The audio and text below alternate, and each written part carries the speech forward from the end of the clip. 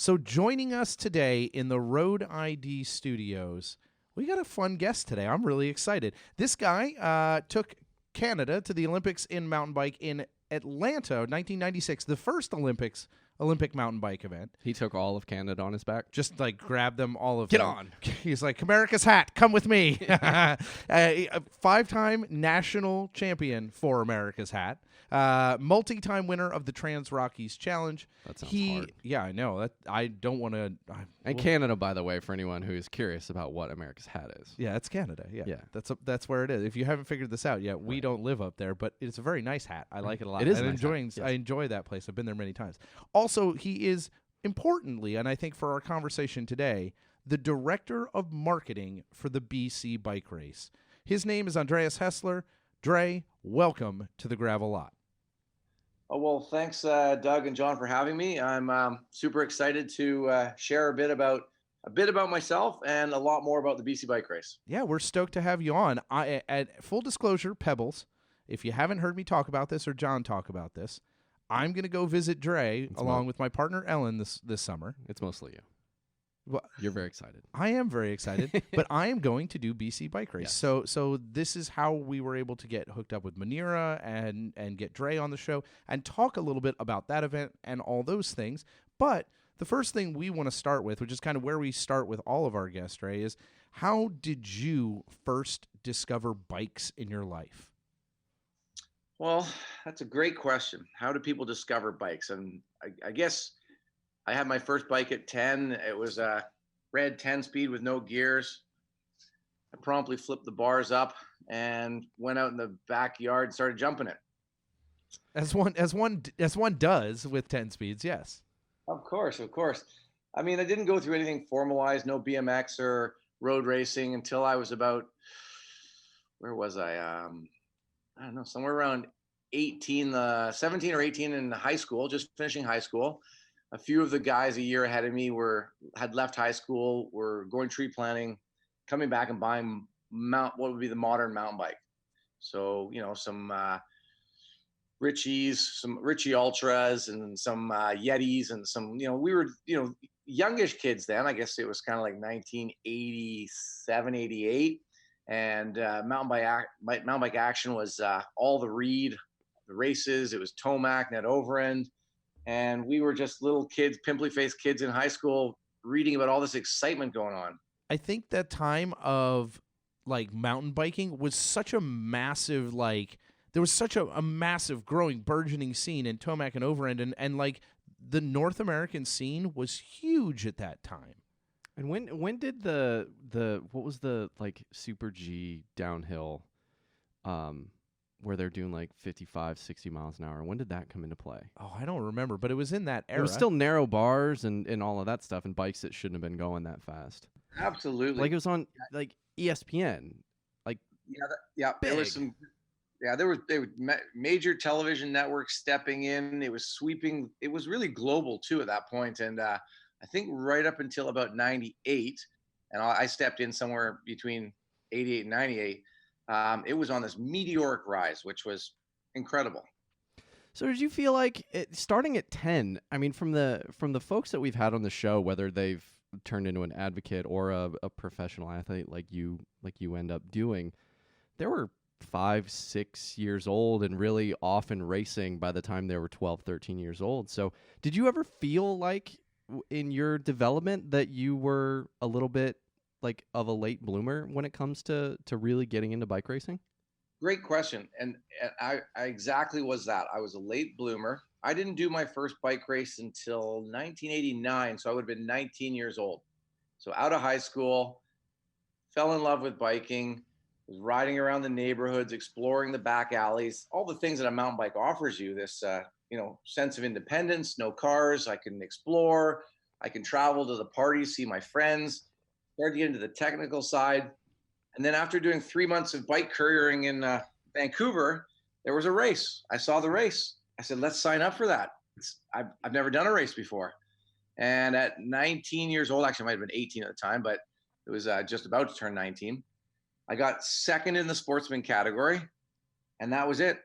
Game on, full tilt from there. I was full tilt from there. What was that experience like, showing up being like, no, I bike courier or whatever, this will be fun, I'll do this race? Did you have any expectation of yourself? That's funny. No, I don't have any expectations. I just thought, you know what, this is cool. I like biking. This is an aspect of biking. Let's try it. And when you start to look at during the later parts of high school, I started to really enjoy the testing. We had the finals before you graduate high school. So you're testing in English, testing in math, biology. And I kind of didn't realize it, but I kind of like that pressure cooker that you had in school under testing. And I realized a bit later that bike racing is kind of like doing the tests in high school. Some people like it and some people don't like it. And I quite liked it.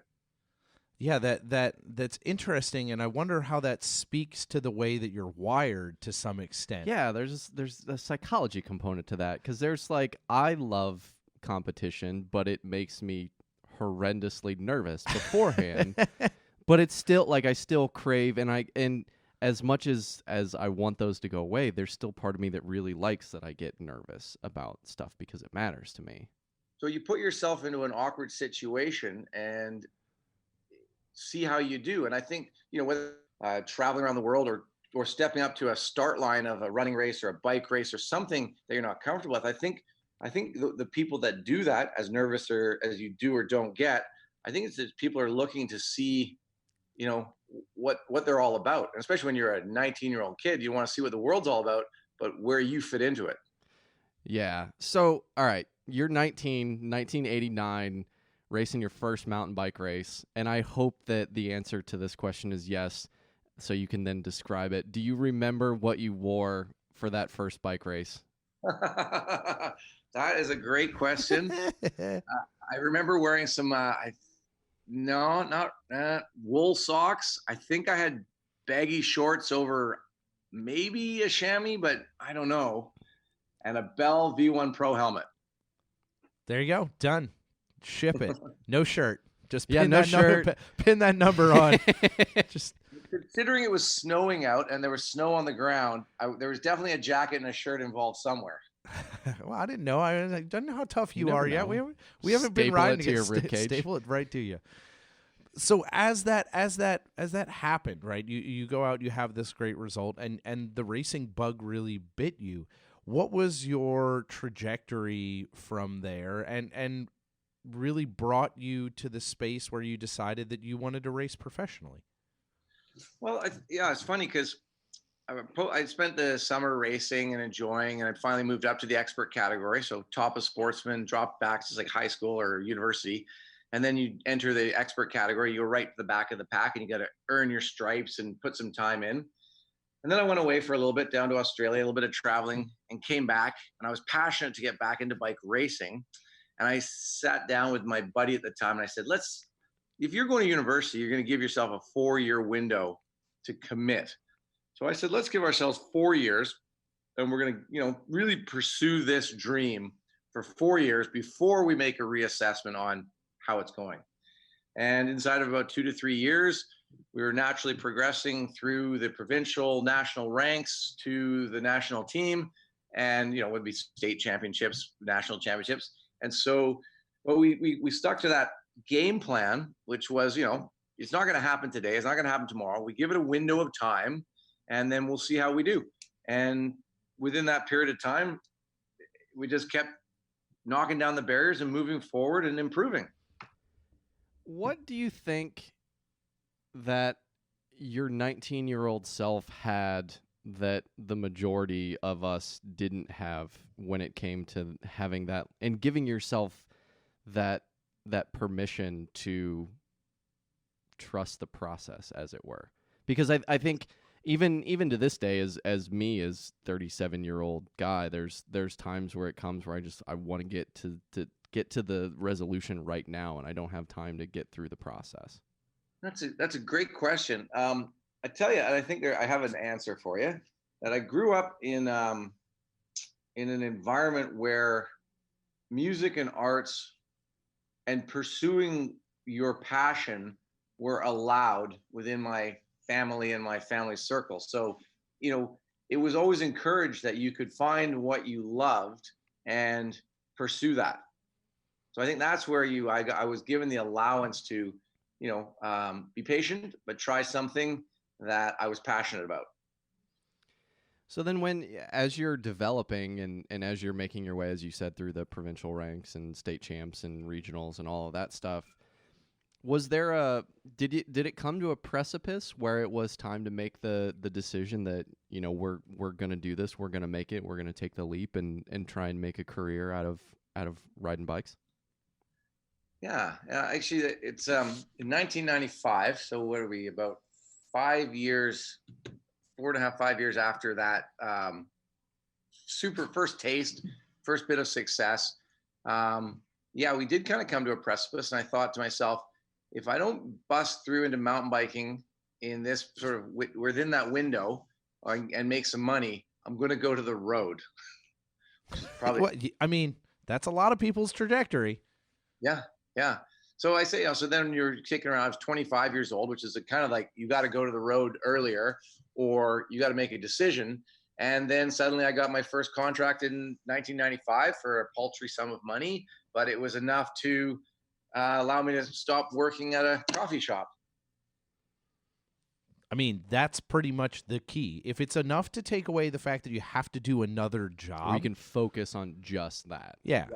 I mean, then that's like, if it can just supplant like, if you think about how you got to plan it out, if you've got a business plan, whatever it is, you got to look at your numbers and be like, all right, can this be close to taking care of my bills so that I can make the move and give all my time? Because then you have all your time to devote to that thing you're passionate about. Well, and like we were just saying, is being afforded the opportunity to kind of chase that dream, it probably gave you really good perspective that making a ton of money doesn't necessarily make you happy.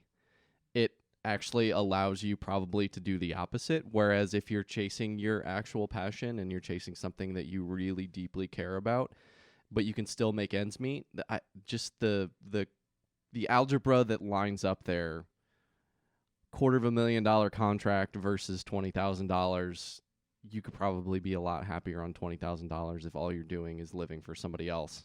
The money's incidental at that point. You're just doing what you love to do, pursuing it.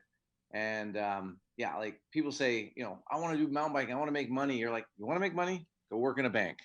If you want to do what you love, it's not about the money. You're doing what you love. And that's the rich rewards that passionate artists, musicians, people who fall into that which they like doing, that's the rewards itself.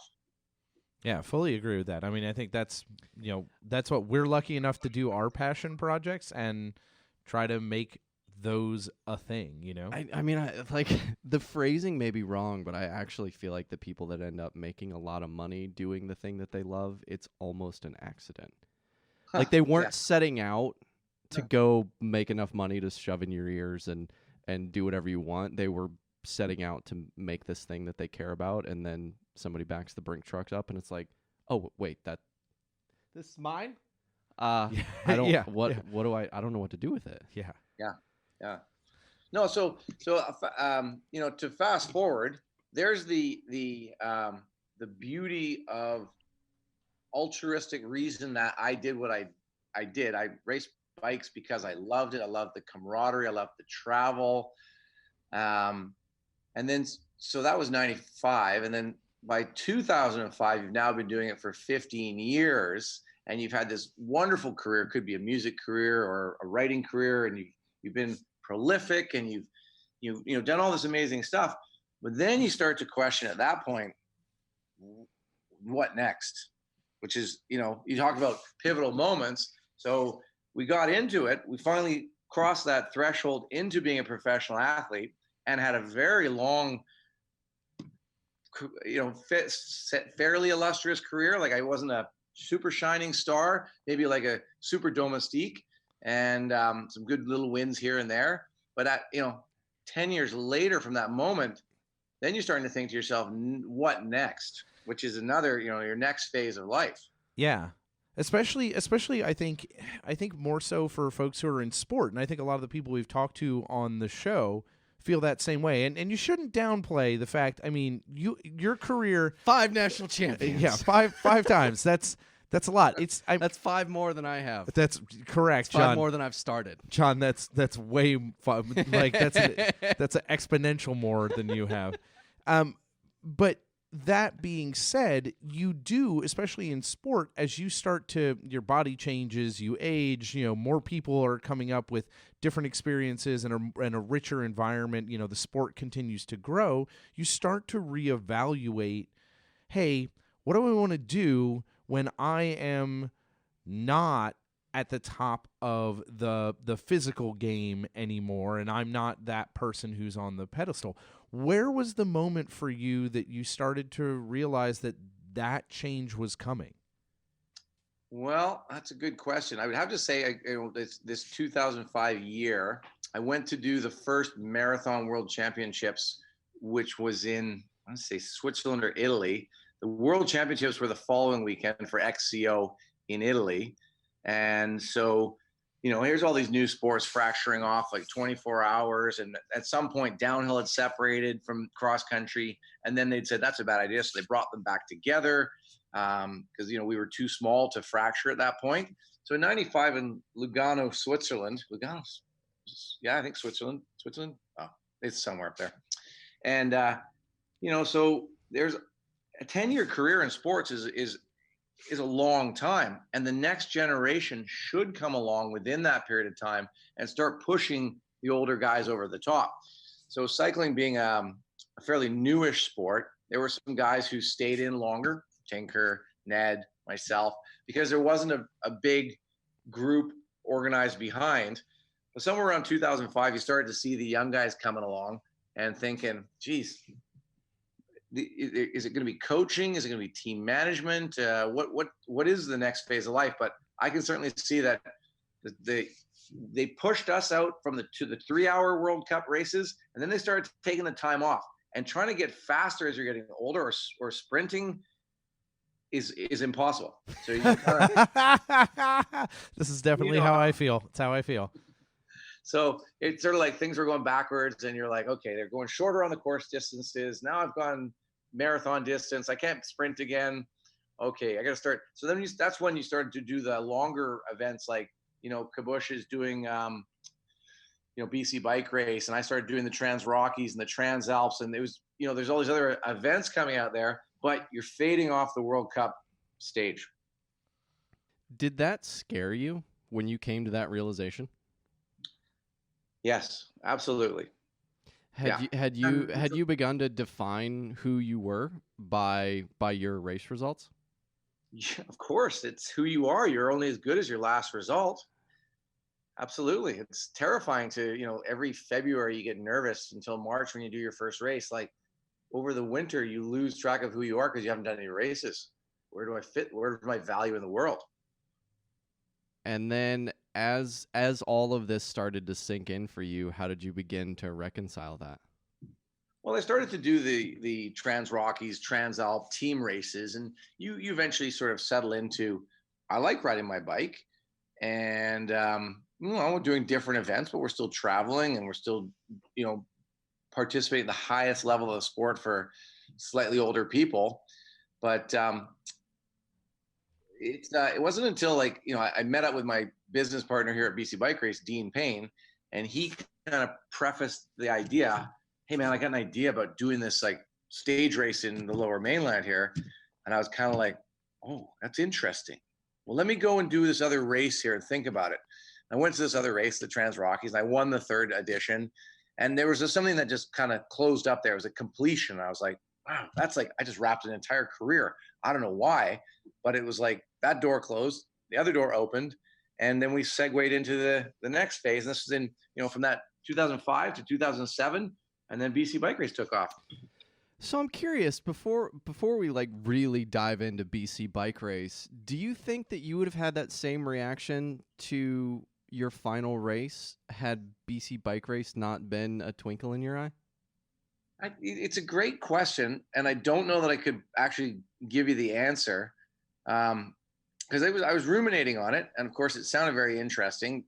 But here's a good example I'll give you. A friend of mine, this is all third party. This is what I heard.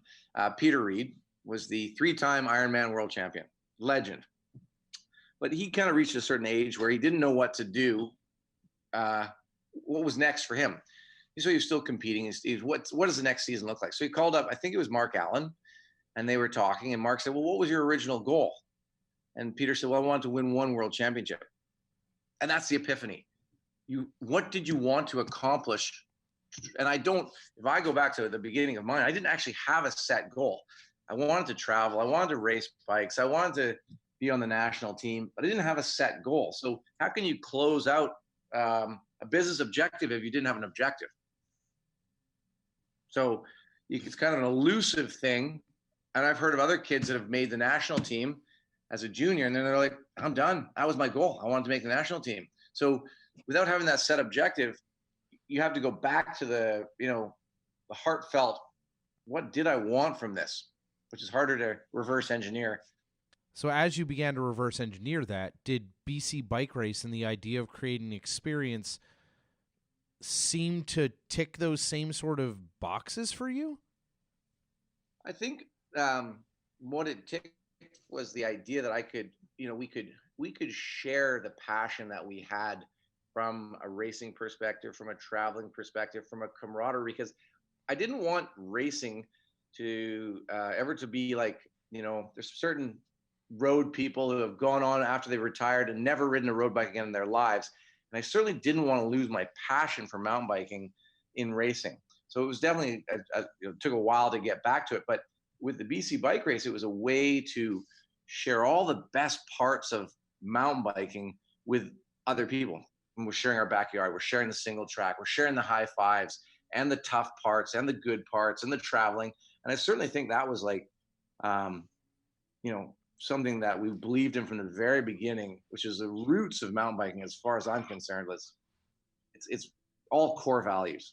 This is so. I just had an epiphany listening to you talk. As you just got done kind of outlining your hypothetical goals for your career of wanting to race bikes and wanting to be around your friends and have the camaraderie and travel the world and all of that. And now, like you just described your impressions of BC Bike Race, and it seems like BC Bike Race became your like ultimate career goal without you probably even realizing it, is that you guys wanted to build this thing that you've been spending your life kind of elusively chasing as professionals. Yeah, I think, and maybe in this way, like, because I went through the period of the World Cup where they took out all the single track. He went up ski runs and down ski runs, and it was certainly a frustrating time for someone coming from BC where the trails are everything. It's all about the single track. And then you're riding up and down ski hills and you're like, this is terrible. This is not mountain biking. So, let's show the world what we believe real mountain biking is. And I think that certainly, we, both my business partner and I, he's a hockey player, lacrosse player, but he loves mountain biking. As we both said, like, this is the way we like mountain biking, and we want to share this. This is our version of it. I think that's good because mountain biking is a very different experience for a lot of different people. I mean, depending on where you grow up mountain biking, depending on where you dialects. go. Yeah, and there's plenty of different dialects in mountain biking. I think it's a really good way to talk about it, John. But it is important when you feel connected to something that you share it with other people, whatever that is, like we were talking about before, whether it's art or music or your perspective. It's important to share the things you're passionate about with other people. And I like that it comes from you guys to say, this is what we are passionate about and how do we best share it. So I want to dive into like how the genesis of this really happened. You guys said, okay, we want to find a way to share this.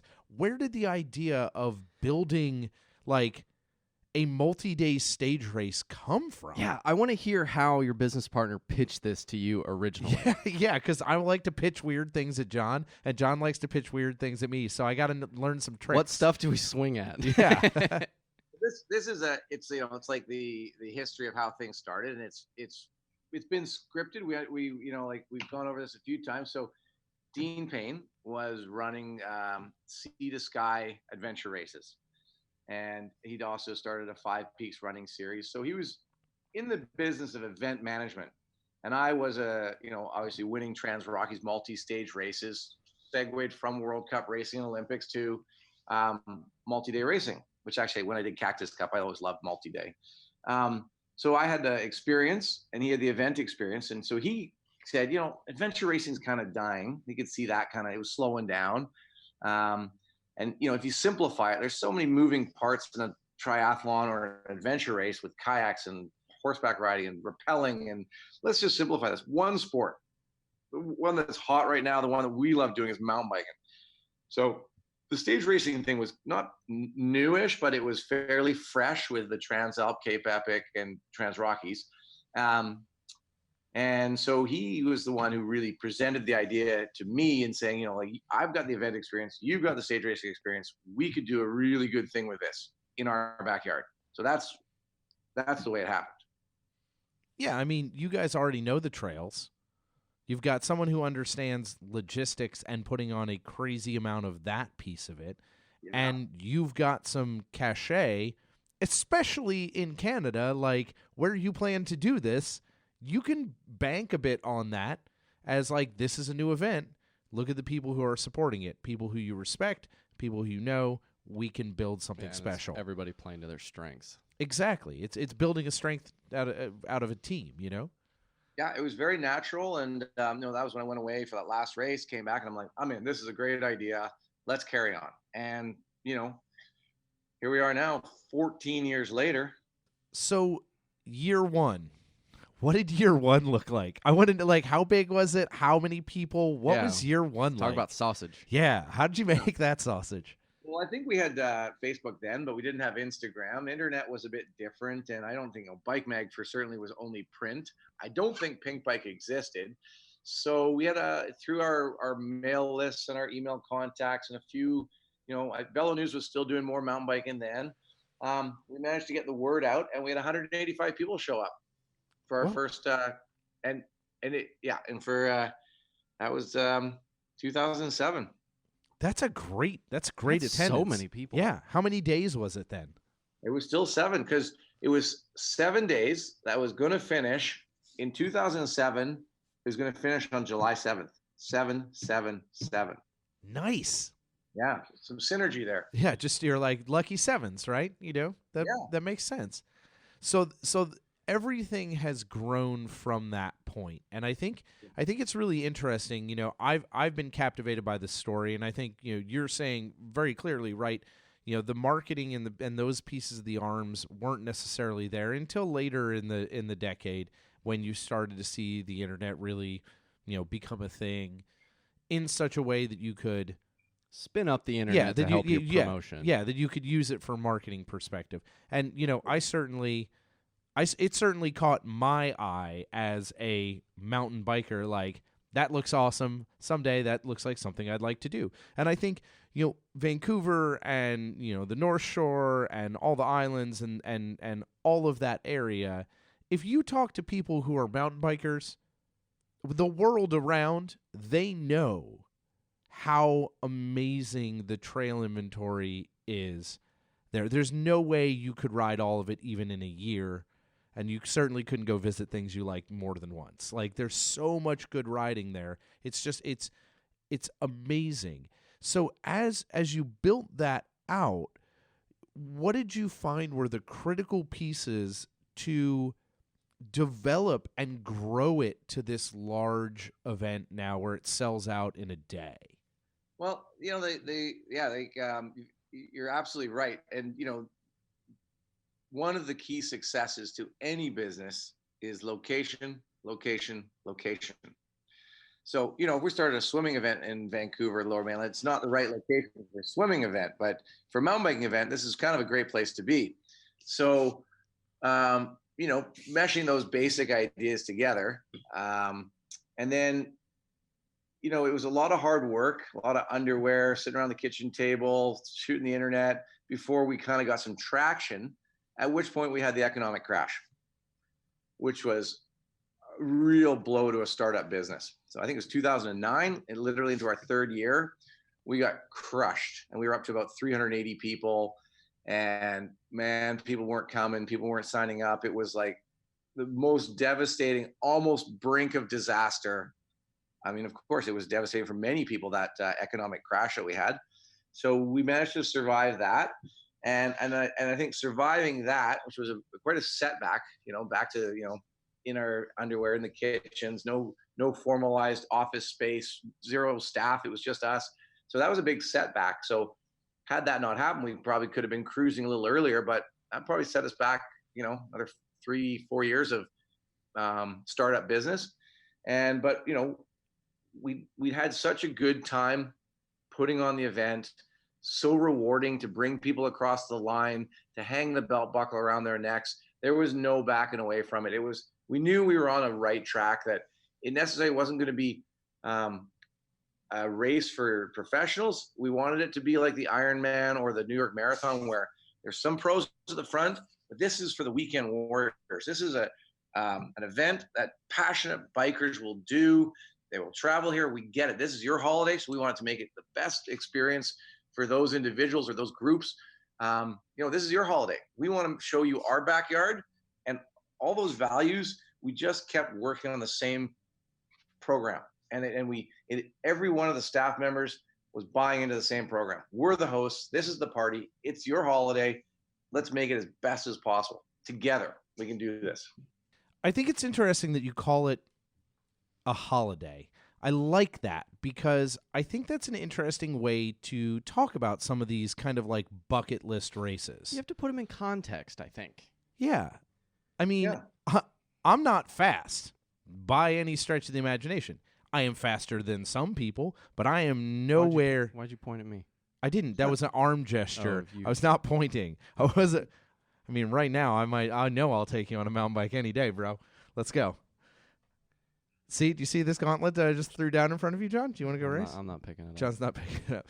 But trails are wet. Trails are wet. No one's riding. It's the way it is around here. But seeing it as a holiday and seeing it as an experience, I think is important. I think it's something that is missing in a lot of areas of competition. Why did you or not why, but where did you get that idea for that? I mean, and to pattern it after a marathon or something, because you're racing at the top end of things. That's not necessarily your experience with those races.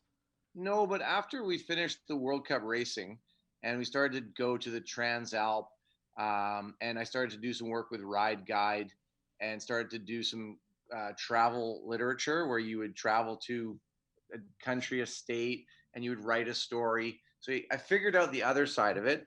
But Dean and I had always had the cognizance that this is not an event for locals. It's going to be too expensive. This is going to be a tourism event that's going to be from people around the world who want to come and visit British Columbia, the Lower Mainland, and they want to ride bikes here. The locals, they're going to be, it's too expensive. I can ride there anytime. And that, okay, we get that, right? Like in that era, I throw this terminology out there. Dirtbag mountain bikers, not really recognized as economy drivers by government officials or tourism. So, but as we can see now, mountain biking is a tourism driver, an economy driver for small towns all over North America and all over the world. So we kind of had the idea that it was going to be tourism based because the locals didn't want to do it. So we're going to bring in other people. We're going to charge a good amount for this but we're going to put on a good time. That's your holiday, and we're going to do a good job of it. And in talking about deciding how much it's going to cost, I have a couple questions around that. Like, how did you guys end up landing on your first for the year one? How did you end up deciding how much that was going to cost for registration? I think we pulled it out of a hat. Hey, it's honest. It's honesty. No empirical evidence whatsoever. We just said, let's do this. Of course, we thought that would be the right amount to cover some costs, but we were way off. Which way? Underneath. Always what bike racers do. We were 1450 or 1550 in the first year. Yeah, I mean, with all the transfers and all that stuff, yeah. Well, actually, we didn't have as many transfers then because we couldn't afford the buses. There's another story in there. So after the first couple of years, and then, of course, the economic crash happened, we would basically do the point-to-points. And there's two reasons for that. One is that the trail inventory was not so high 14 years ago. and we couldn't afford the buses. So we were really running a startup event. And then about year 4 or 5, we were doing day 3 into Cumberland, a small town in Colorado, Front Range town. And Jeremy, the course designer, says to us, guys, why are we riding here on these gravel roads, which are great and scenic and amazing, and then you ride like 5 kilometers of single track? Why don't you just bus people here and we'll do this amazing single track loop? So we kind of scratched our heads and we thought, that's a great idea. So the next year we bussed people, we skipped the point, we reduced our points to points as we could economically afford it, and slowly evolved to where we are now, which is very much focused on the quality of the single track. But it's taken a long time for the trail inventory to come up, for our finances to be able to arrange for those buses, and to change with the times, as that's what we all changed together. Let's focus on the quality of the trail, not the volume of the distance. And I think this goes back to your trust the process mentality that you had during your early racing career. And I also wanted to follow up on you mentioning the kind of mantra, or the perception being the reality, I guess, perception 9/10 of the law thing, with the dirtbag mountain biker. You guys seem to have both embraced that, but also built a business model on kind of the antithesis of that. So how did you come to kind of toe that line of appeasing both sides of that coin? Dean and I are both from the 70s. 70. So we kind of realized within the first couple of years, the demographics of the people that were coming were the same age as us at that time. 42-year-old, predominantly men who wanted to travel and mountain bike. That's you look at the demographics. You just describe me exactly to a T. 42. I'm a dude. Yeah. I like to mountain bike. Yeah. And you want to go and travel different places, take your holiday and do an event so that you can rest afterwards and enjoy. And we were we were selling an event to ourselves. And that's why we knew it would work. Because you knew you'd buy it, right? I would buy. All my friends wanted it. We wanted it. We were like, this is great. What else would we do? Yeah. How else would we do? We'd have free beer. Well, guess what we had a couple of years later? Free beer in the beer garden. So that is kind of the crux of this, right? When you have a brain trust that is the group you're actually marketing to, yeah, you're able to do market research on yourself. Right, you're able to go, well, wouldn't it be awesome? Well, and it's it's more than just like 1 or 2 people, and it's more than like this is encompassing more than the people at the sharp end of the race. Exactly. It's more of a personality demographic than it is like, oh, we're building a race for elite racers. Yeah, and I thought, everybody still points the finger at me like, no, Dre, you don't understand what's going on. I'm like, I sure do. Like when I got out, I was at the back. I started at the back. I've been at the back of fast groups. I've been at the back of slow groups. I've been at the front. But when we get off the bike at the end of the day, who's the funny guy? Who's the guy with the jokes? Who's the guy with the beer? We all rode the same distance at different speeds, and that's what makes the best storytelling and the best experience. So it doesn't matter how fast you did it. Oh, it's great. Sometimes I'm jealous of the guys that got to ride 5 hours because they had more time on their bikes. I rode through it in 2.5 or 3 hours. Man, you actually got a better bang for your buck. I got less riding. So, and it's not about the time anymore. We've really seen that. It's about an awesome experience for everybody. And afterwards, we all hang out together. So when we were lucky enough to have Manira, who does your racer relations for BCBR, here in Cincinnati, to kind of do a panel and talk a little bit about it, show some videos. And we've got, I think right now, last count I heard earlier today, was something like 25 people from Cincinnati coming to BCBR, which is pretty crazy. We all know each other. And it's kind of fun. That's awesome. Yeah, so it's a big group of folks. But one of the things that was interesting is we had a panel of people who'd done this. And, our friend James and Scott Chimento and our friend Lee, a bunch of people. And one of the things that Lee Ransdell said stuck with me. Someone asked him and said, did you ever stop to just enjoy the views and do all that stuff? And he said, no, I didn't. I was too focused on how fast I needed to go because I set myself a goal. And he said, and I regret that because I would have rather just enjoyed it and gone at the pace that I wanted to be at.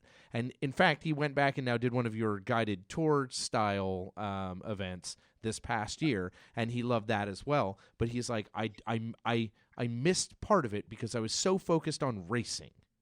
Yeah. And so it happens. Yeah, I get it. Like, but we tell people, I mean, I've done it 13 times and I've slowed down, but you can't smell the roses if you're going too fast. If you're dragging your tongue across the trail, you're not seeing the views, the mountains, the old growth trees. So you got to find a nice balance in between.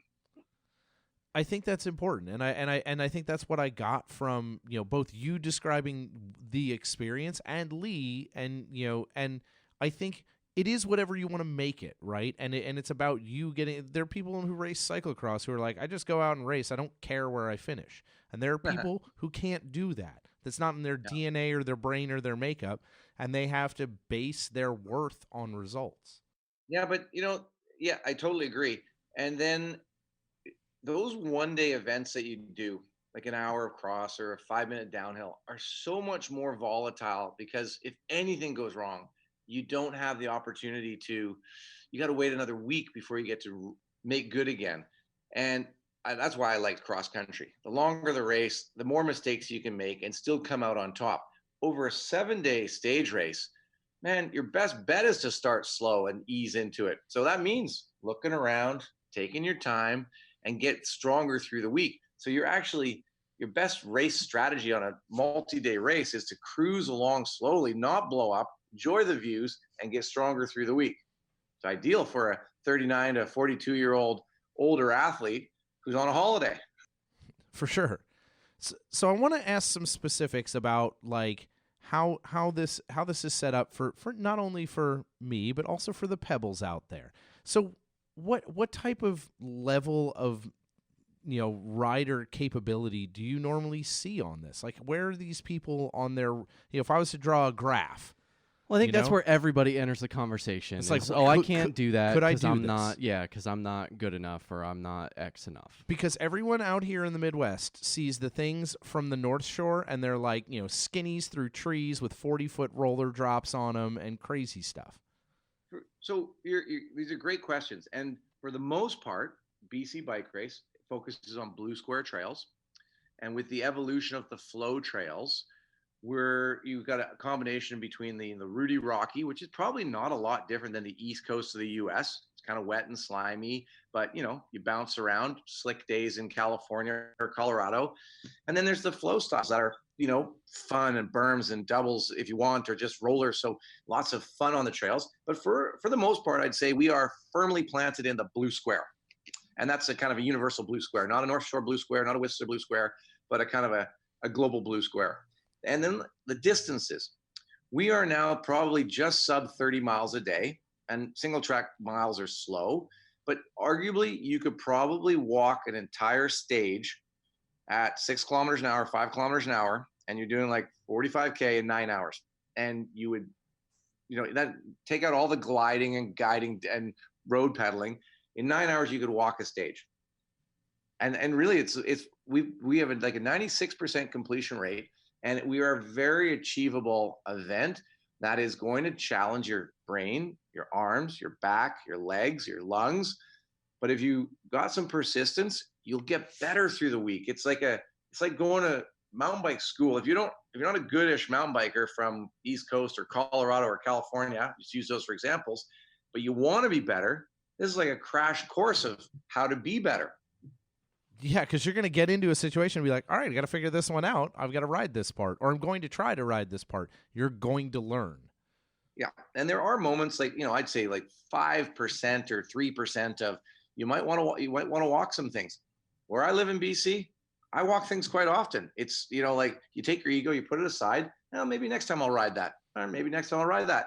But, those 1 or 2% that are out over our heads, you use prudence and good judgment, and you add that to the overall procession of the week, and it's about having a good time, challenging yourself and putting yourself in an uncomfortable situation and overcoming and achieving and showing yourself that you could do it. So that brings up an interesting topic for me, is the idea of the fear of the unknown. And this is something that Doug, you and I dealt with a lot with Cora, and I know you still deal with it, is everybody wants to know. And I think first off, I want to start by making both of you define what blue square is for everyone that's not familiar. I'll let Dre take the first swipe at that. Okay. Blue square for me is challenging trail, and really on the North Shore, like if you've got roots and rocks and you're at a 6% grade, it's Pancake Flat is sort of blue square, is a green circle. Green circle, yeah. To tip that angulation towards the 6-8%, you're in the blue square zone. Once you go to 10 to 20%, the same amount of technical goes from being a green circle to a black, for those trails that are fast, flowy, bumpy, but at a grade where maybe you're pedaling down them and you're not squeezing your brakes to hang on for dear life. So if you're off the brakes and pedaling, that makes a blue square to me.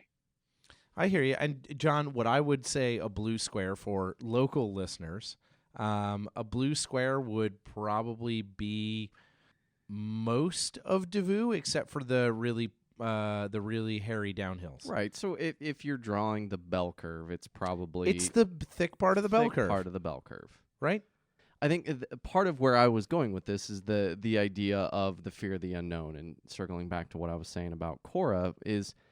We have people all the time that send messages of, can I ride this trail? I've only been riding for a year. Can I go ride Davao, or can I go ride Houston Woods, or can I go ride at Scioto Trails or whatever? And it's like, yeah, like for anything that you don't feel like you can ride, it's okay to walk.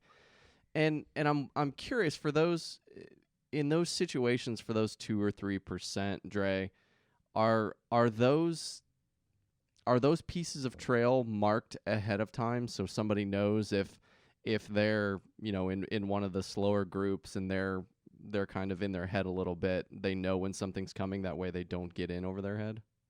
Well, technically, no, we don't. We cannot mark every single feature on, it's called a 30-mile loop.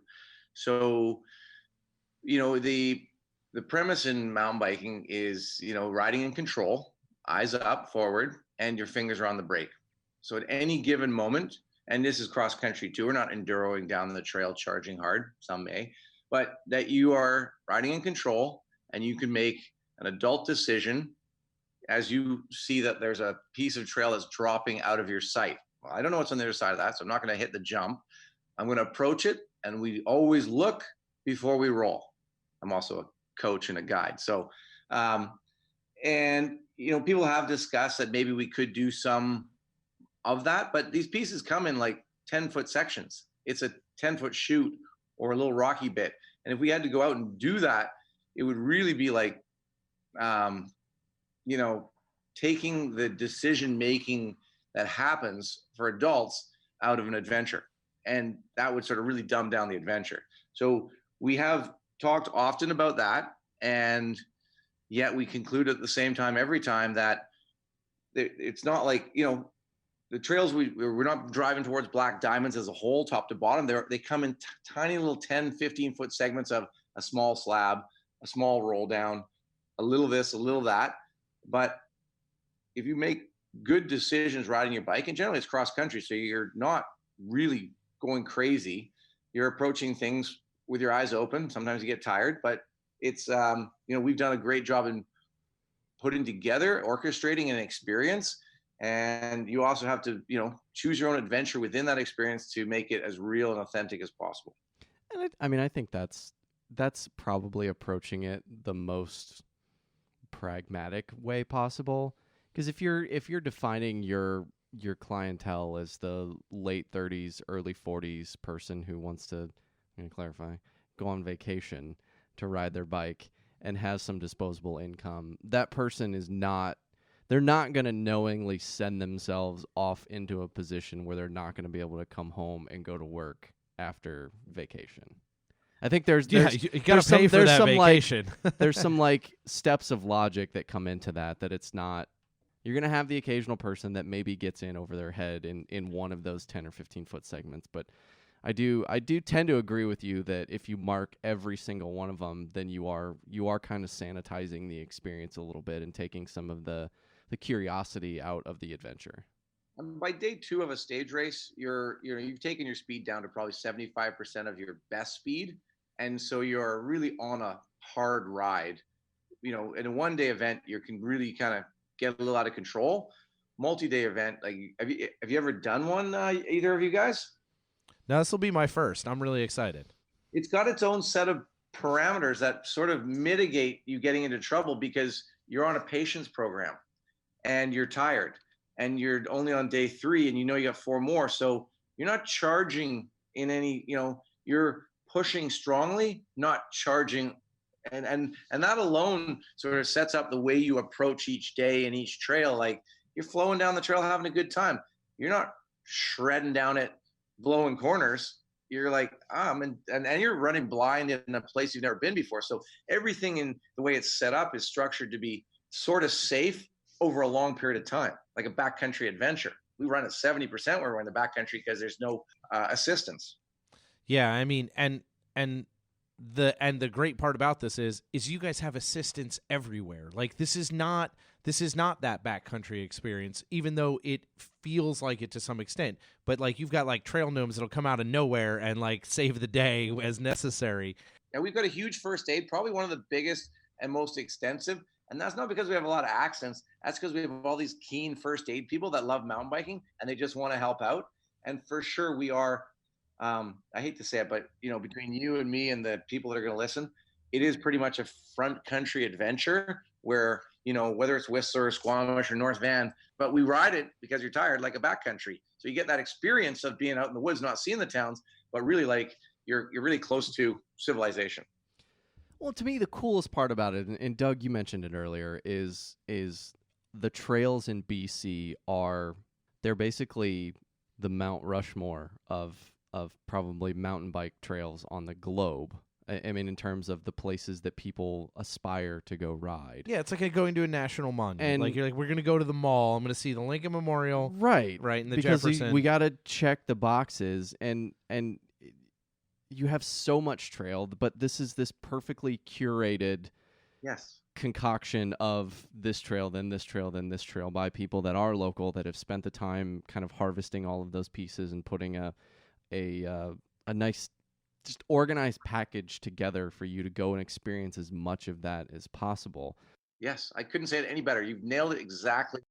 So we've talked a little bit about some of the challenges with trying to get people to understand what the event is. Some of the, pause this, just go to YouTube and search BC Bike Race and look at some of the highlight videos, look at some of the overviews, the reviews, some of the vlogs that people have done about BC Bike Race, and you'll start to see this common thread of the experience, and this is why people keep coming back.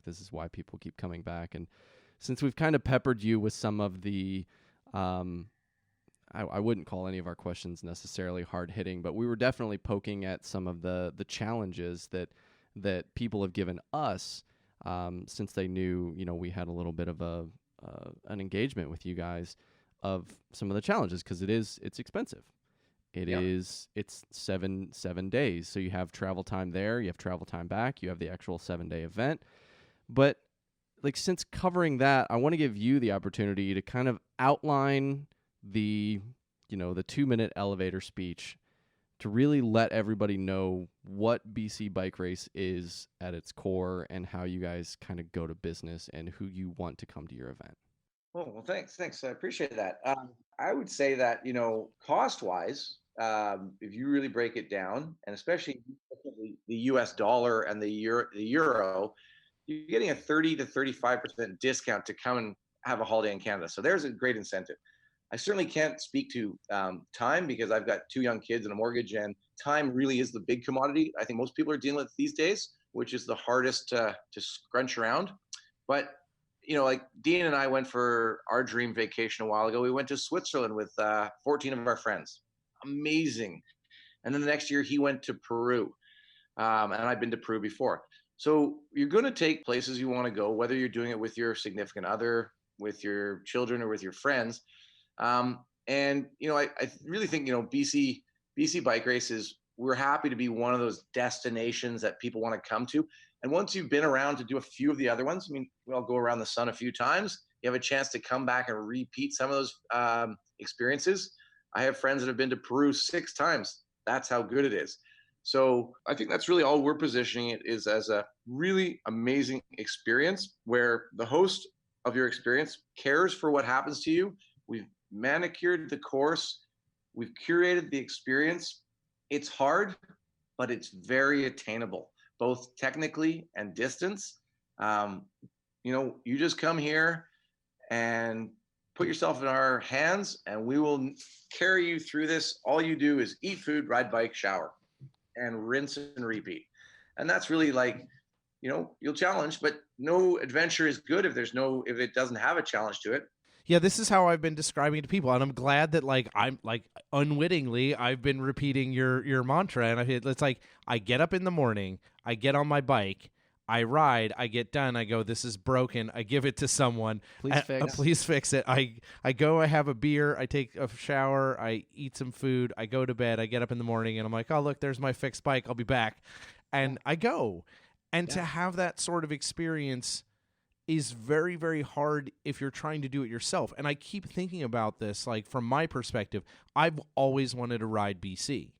And I'm like, if I want to go ride BC on my own, it's going to require me to know someone or do a ton of research for myself that I don't actually have, to your point, the time to do.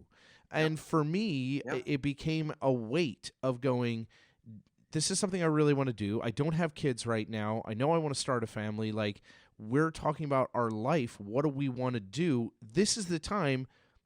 Spend the money now, have the experience, which allows me to become familiar with it. So down the road, I can come back and be like, oh, I want to do BC again, or I want to just go to BC and I know some places and some people. It's building that lexicon for yourself of traveling the world and seeing those things that the overhead looks like a lot.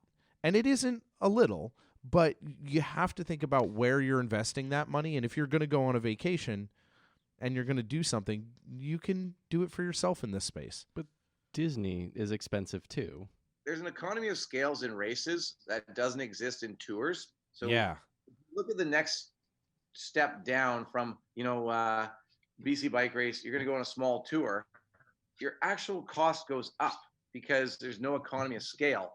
Plus, and my beef with tours, and as a racer, is a race is a fixed distance. It's 42K, 50K, 30 miles. If I go on a tour and somebody who has brought their ill-prepared bike has 3 flats, guess who stops? We all stop. And guess if there's an unfit person and we're only going 10K that day, guess how far I'm going that day? 10K. So if you can perceive or look at a race as a glorified tour, you'll get the economy of scale of the economics, and that'd be the cost effectiveness. Plus, you're going to get that distance, and they've put out the course, and you're a much easier, digestible, understandable commodity than any tour that's out there. It's a genius. I mean, like, purely speaking, as a business person, like, that is a genius plan. You guys are real smart for having figured this part out of it. But I think it's really genius because you're capitalizing on all these right things. But it comes back to you guys asking yourself, what would I want? Yeah. If I went to Peru and I'd never been to Peru, what would I want to show up and have in Peru? Yeah. I want to have an experience in a local community curated by people who live there that allows me to get to know this. So that then I can come back to Peru again and be like, I already know Peru. I'm ready to party, and I can find my own way, right? Yeah, I totally agree. And I think, it's a little harder in a place like Peru, but, if I went to Colorado, my first thing would be, I'll take the Breck Epic, because that's a great way to taste and see. I'll meet the locals. Then when I go back next time, I'll start in Breck, and then I'll expand to the places I heard about from the people on the ground. Exactly. Yeah, I like that. So, I want to shift gears because I just thought of a one more question before we wrap this up. And first off, I think we're going to be able to eliminate bike tours from this list because of your glowing endorsement. Your glowing endorsement from a minute ago. But Okay, if you and your business partner were to plan any other event, if somebody said that tomorrow you are not allowed to have anything to do with mountain bikes ever again, what do you think you would end up working on? Now note that I just said mountain bikes. You can touch other bikes, but I'd probably be on a gravel bike doing gravel tours. If I can't get on a mountain bike, this is my true passion. I don't know. I mean, hiking's good. It just doesn't have the same glide. I'm just learning to do ski touring. I enjoy cross country skiing. They're all seeming to relate to the same sort of thing, though, like a component of outdoor and done with a group of people. I mean, I think to me that's the highest level of human achievement, personally and as a group, that you can do is climb a mountain together, do a ski tour together, do a gravel grind together, a gravel route together. Like, to me, that's just the way I like to spend my time. On the way there, I'll read a book. On the way home, on the plane, I'll read a book and I'll do my other academic work. But to receive the endorphins, the adrenaline, and the camaraderie that comes with all that, some kind of crazy adventure. Community, man. You can't beat it. Yeah, with your community. I think everybody comes back to that to some extent. I think that's a lot of what our show's about, is finding places where you find community. And from everything that we hear from all the people who've done BCBR, and obviously from you and from Manira and everyone, it has that community vibe. And that community continues to grow every time more people come into it. Everybody who's done BCBR has that same understanding of what it is, and it's a larger community. It's wonderful like they're that. just throwing off thousands of ambassadors every year of people that just go and have an amazing experience and then go preach it to all of their, which is exactly why Manira ended up here at Road ID with us.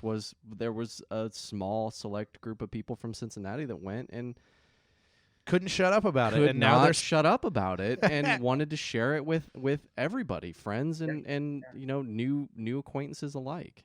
Well, that's the beautiful thing here. I would say it's like, whenever we go and ride a new trail, in the local area or up and down the Sea to Sky, someone comes back and I say to my group, dude, did you ride that trail?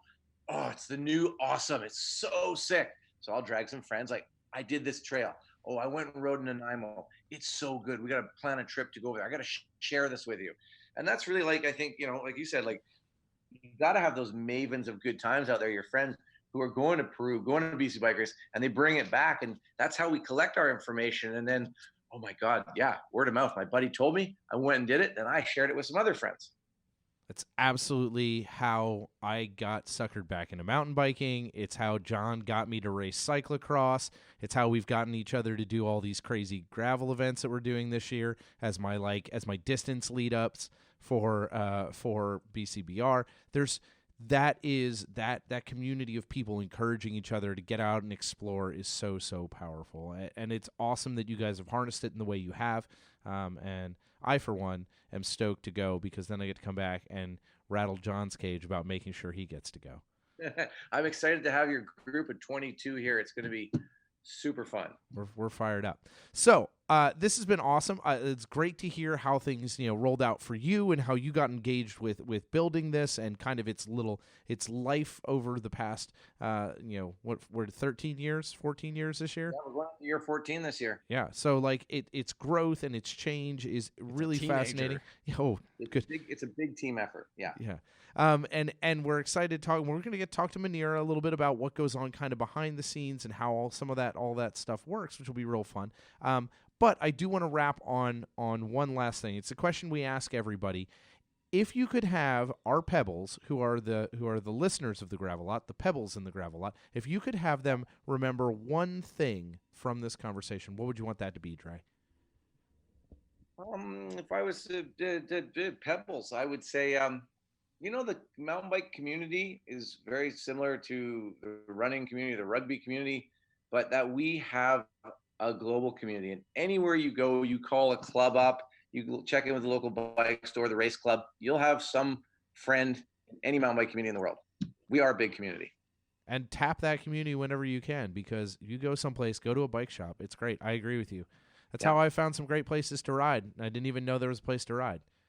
Yeah. It's funny how it always comes back to that, like, hey, you have a bike, I have a bike. We should be friends. Like how simple that whenever Amanda and I go on a vacation somewhere, we all like, she's always like, okay, you gonna go to a bike shop? I was like, yeah, of course. Yeah, of course. It's good. You go see the people. Yeah, you gotta see your tribe. You gotta go see everybody. So, well, this has been awesome, Dre. Thanks for taking the time. Obviously, I look forward to meeting you this summer in person and shredding some trail. Super excited, and thanks for including me on your show. I had a great time, and yeah, it's almost Christmas time, guys. We let people know that. Yeah, they'll get this after post Christmas, but yes, we are recording, and it is almost Christmas time. For us here, it is the final wrap up, the final recording before Christmas for sure. Like it. Well, have yourself a wonderful holiday, and we'll see you into the new year. Absolutely. Thanks, Dre. Okay, take care, guys. Okay, take care, guys. Okay, take care, guys. Okay, take care, guys. Okay, take care, guys.